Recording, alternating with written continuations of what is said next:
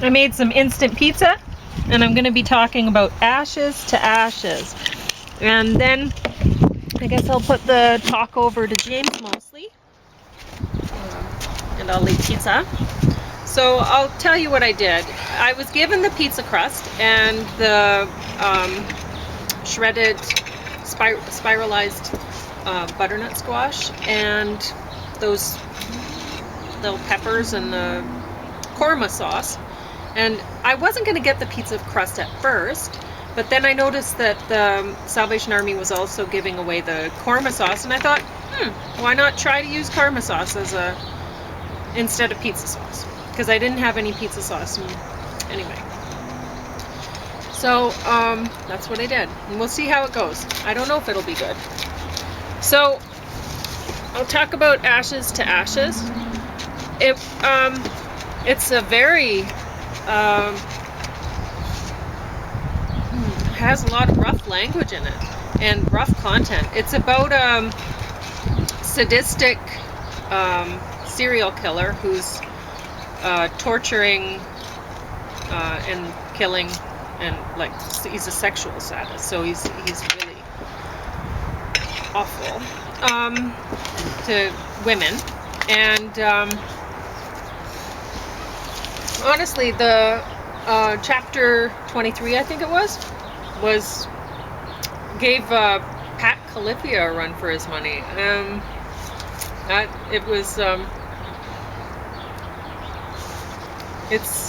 The content's pretty okay. I put gruesome mixed with sex, yuck. What is it with amputating nipples? I've run across this before in a novel. I could see a killer removing parts he or she had bitten. That's believable. I really don't want to think about it or read about it. I can picture some poor little old granny reading this book in Rio Vista Villas. I hope her memory was poor enough that she promptly forgot what she read. So this was in a senior's... it was at not really a home. It would be, I don't know what they call them, a retirement center or something like that. But having said that, if you're into reading dark sort of like sexual violence stuff, you totally love reading this novel. It's very well written. It makes me wonder, there was another part, Tami Hoag, I think that's how you pronounce her name, the author's name. There was a part where I didn't write down where it was in the book, but she was talking about things that, or the characters were talking about normal things that little boys do or that kids do. Like one of them was normal. Like, what was it? Oh, sticking beans up your nose, or taking or poking the eyes out of a dead cat you find laying on the road. I was like, nobody would do that. But I guess some people would. So it made me wonder, wow, like, what was Tami Hoag's upbringing like? Honestly, she just thinks this is normal. It's kids go around poking the eyes out of some dead cat. She's stereotyping boys in a way that I've never heard of a kid doing that. No, never. So, never seen a kid doing it. Bit of a culture thing. I think it's not a part of my culture, so I don't know. Yeah, she comes from Virginia. That's kind of like the southern United States. I don't know what happens down there. I mean, she could come from the general Washington area, like Alexandria, or some of the places just across the Potomac River from pretty good Washington. And Virginia, I don't know. Virginia's a weird kind of place now. It's kind of being colonized from the north by bureaucrats and stuff. Okay, well, you can go ahead. CIA would be one example. So this is just a review from yesterday. Kiev. They've got Kiev here, but Kiev. Well, yeah, it's in the news because... Not that it wants to be. No, but probably Putin will be taking over that soon. Kiev? I think so. I think they're saying looks as though he's going to be launching it today or within a couple of days or something like that. His ground invasion.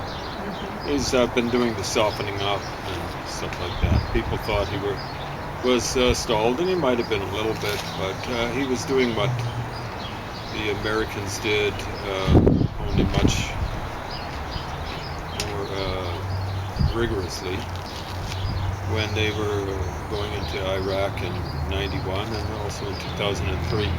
A lot of missiles and bombs and things like that. Of course, the Americans tended, especially in 2003, to use smart bombs and smart missiles. Like shelling, mass shelling, like Putin's been doing. It's basically should be considered a war crime if you're hitting residential areas intentionally, as he seems to be doing. They can't be that incompetent. The Russian army has always been pretty incompetent, especially, and their leaders even more incompetent. They've been horrible at strategy. Putin is fairly good at tactics, but his strategies, ridiculous idiot. Especially long-term strategy. He's made the Russians the enemy of the whole world. So here's another thing. That's Kiev, written in the Cyrillic script, and in autumn colors. That's when I visited Kiev. I hate to think what it's looking like now and what it's going to be looking like in fairly short order. It's going to be even worse. It's quite a beautiful city. It's on the Dnieper River. I'm mispronouncing it, but it's very hard to pronounce a D and an N at the beginning of a word. I think if you come from most languages, so you can see how wide the river was. Pauline was wondering how it's well inland. You see how it almost looks like a lake or something like that.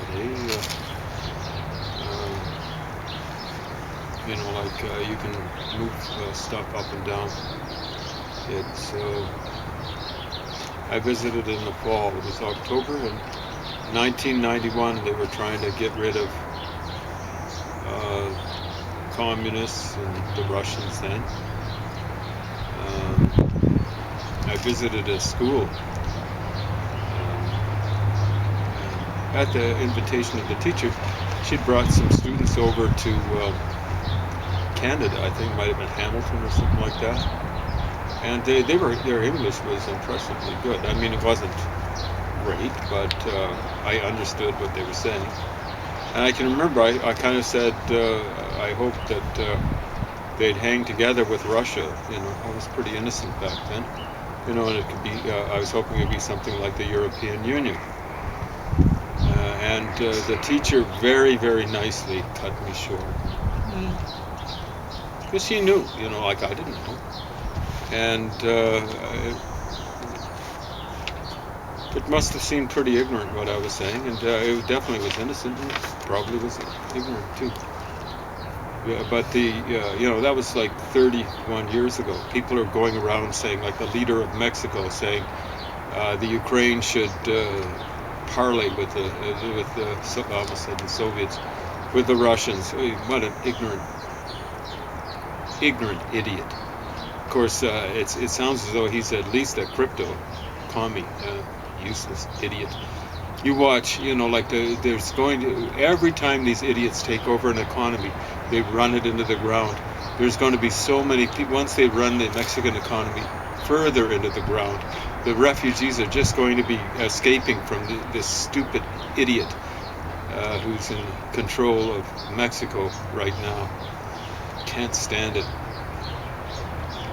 So yeah, he was saying that NATO was an arm of American imperialism. Oh, Jesus Christ. If it wasn't for NATO, Russia would be sitting right in Mexico, you stupid idiot.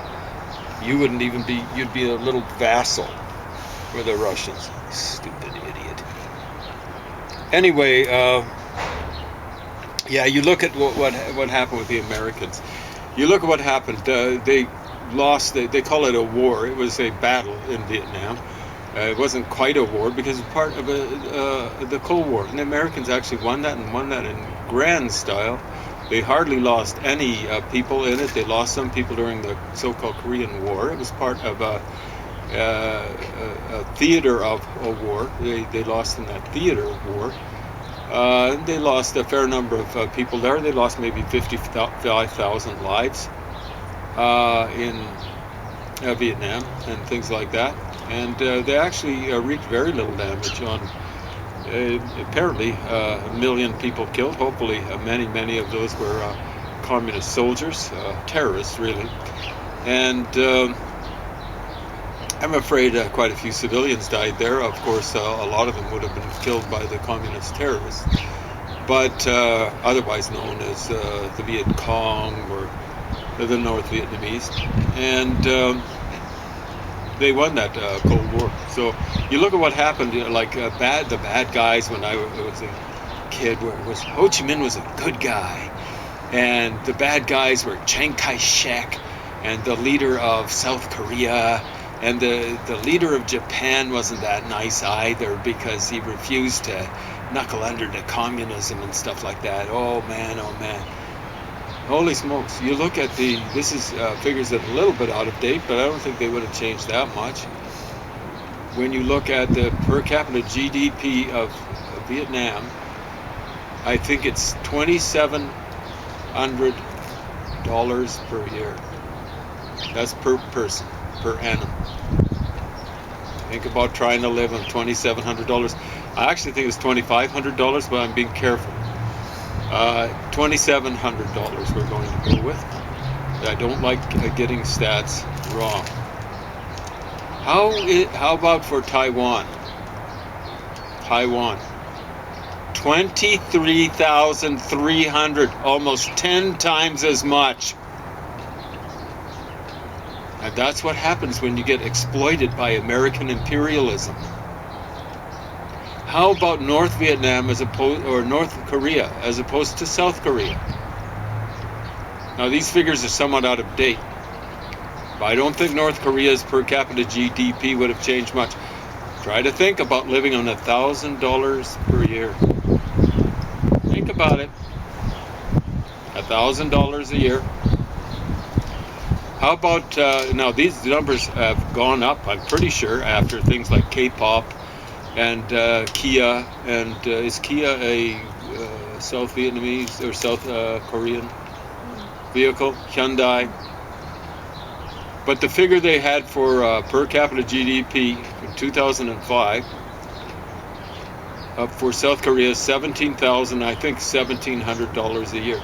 North Korea, 1,000. Almost, we'll just say 17 times. I've seen more recent figures where it was like $19,000 per year, and I wouldn't be surprised if it were even higher than that. That's what happens when you get exploited by American imperialism. You end up being 17 times richer than you would if you'd been exploited by communist imperialism.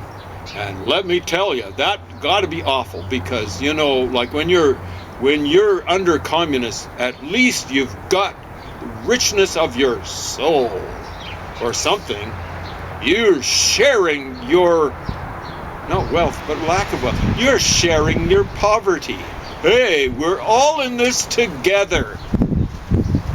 And that's not unusual. You look at what happened with Japan during the Cold War.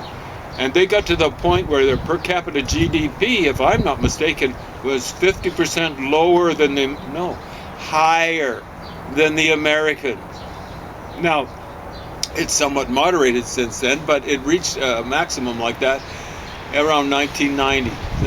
You know, like you watch Mexico kaput with this stupid crypto commie in control. I gather something like that, someone like that, thing like that has taken over in Chile. So I was listening to a program last night or this morning about that takeover. This was on CBC. I think it was their feed from BBC. And I only heard I didn't hear the whole program. I only heard the word communism mentioned once. And I'm pretty sure the communists are in the alliance of left-wingers that have propelled this guy to power in Chile. We'll see what happens. Chile, I think, is probably doing reasonably well. And again, these guys will as they do so often, no, all the time. Robert Mugabe, Hugo Chavez in Venezuela, Fidel, or Infidel as I call him, and Raul Castro in Cuba. They run the economy into, no, not the ground, the toilet. They do it every time. You know, Robert Mugabe, hey, we're having a famine here now. Yeah, that's your fault, you idiot. Everyone, come rescue us. Come rescue the communists. It started as early, I think it was 1921. A later president of the United States, Herbert Hoover, was coordinating, sending relief into these people and these people is used negatively there. You got that?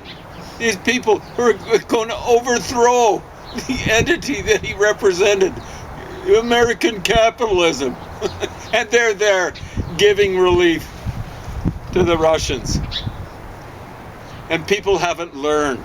This is over 100 years later. And they're doing the same thing. They don't know how to handle economy. All they do is know how to fight. And it's not even fair fighting. It's terrorism. As Lenin styled it many, many, many times in his writings. Revolutionary terrorism. That's all they do. That's what Putin is doing. He's not even pretending to be a communist, but he comes from that strain of vicious ignorance. So what I've got to say to I'm going to talk about it in more detail, but I'm addressing this to the Russian military and militarists. You are on notice. Not by me, not by the United States. It's just nature.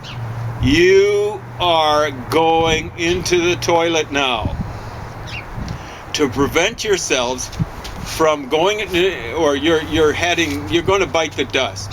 To avoid going into the toilet, you must delete, I'm not saying liquidate, delete Putin. You have got to get rid of him. Now, if you're going to be like I am, or would be, you'd send him to the World Court. But what I'm going to say is, you got to make sure that he doesn't escape, like Napoleon did for his 100 days of ingloriousness, not glory, which ended in Waterloo. You cannot let him escape. Here's the deal. I'm not saying kill him. There are many people killing him. You know, like, I don't know what's wrong with the capitalists. They put $1 million, someone has put $1 million reward on Putin's head. And I'm going, what? You know, like the capitalists, whomever, it should be 100 million. $1 million, what's that about? Iran, when they wanted to get rid of Salman Rushdie back on February 14th, 1989, they put $2 or $3 million, we'll say $2 million. $2 million on Salman Rushdie's head, I believe. Even, what were they offering the Americans for Osama bin Laden? It was nothing by comparison with Putin. Wasn't it like something like $20 million or something like that? We'll say $2 million, because I'm not sure. But yeah, Putin, I mean, the whole world, even the Chinese, should be collecting money for his head. Of course, the Chinese think that they're going to benefit from this sort of thing. Well, they are. Well, they are going to. If people have any sense, they'll be saying the Chinese are just, People's Republic of China, get that straight, are just like Putin. They unleashed COVID on the world. I'm not sure whether they didn't genetically engineer it, but I'm afraid they did engineer it. But whether or not they did, they unleashed COVID on the world. Absolutely shameful, and they should be held to account for every death, every wrongful death, which is every death in the world. $20 million. Incidentally, for the Russians, $20 million for every civilian who dies. Not just killed, like civilians who die. I mean, you can't count on people taking Putin out. You can't count on the Russian people actually getting together and saying, okay, we've got to take care of this guy. But, so, I mean, what do? You know that Putin can't fight very well on two fronts. Or multiple fronts. Or yeah. The United States should be opening up multiple fronts. They should be opening the front coming in from Jordan in Syria. They should be opening up the front in a big way in Georgia. Georgia is not part of Russia, and they should just be piling the arms in there. Drones, missiles, planes, you name it. Not operating themselves, but having the Georgians operate it. They should be smuggling arms into Chechnya. You know, like the Chechens were horrible terrorists. They took out, I think, 8 apartment buildings in Moscow back in 2000 or so. But let's just think about how many apartment buildings Putin has taken out in 2 weeks. Yeah. Putin is makes the Chechens and ISIS and Al-Qaeda look like pikers, all separately, but even together. He's just industrial strength terrorist. He's incredible. He's awesome. But I mean, we were listening to the news yesterday, was it, when it was big news. It was mentioned a few times on the CBC. Well, I was listening, and I wasn't listening very much, but because the only show I really like listening to on the CBC is Because News. Yeah. But anyway, we were hearing about somebody that had been released. I think it was a Canadian citizen, yes? I'm not sure. Keep talking. Well, you remember, don't you? No. Oh, it was somebody it was a prisoner, liberal, somebody who was a liberal Islamic person or something and he was imprisoned in maybe Saudi Arabia. Yeah, is that no what it idea. was? Okay. Now I can't remember exactly the details, but it was big news. And so, do you want to talk about that? Well, I hadn't finished talking about I'm so my sorry. appeal to the militaries. Oh. So I think I'll talk about that first. Okay. Before the. Yeah. So.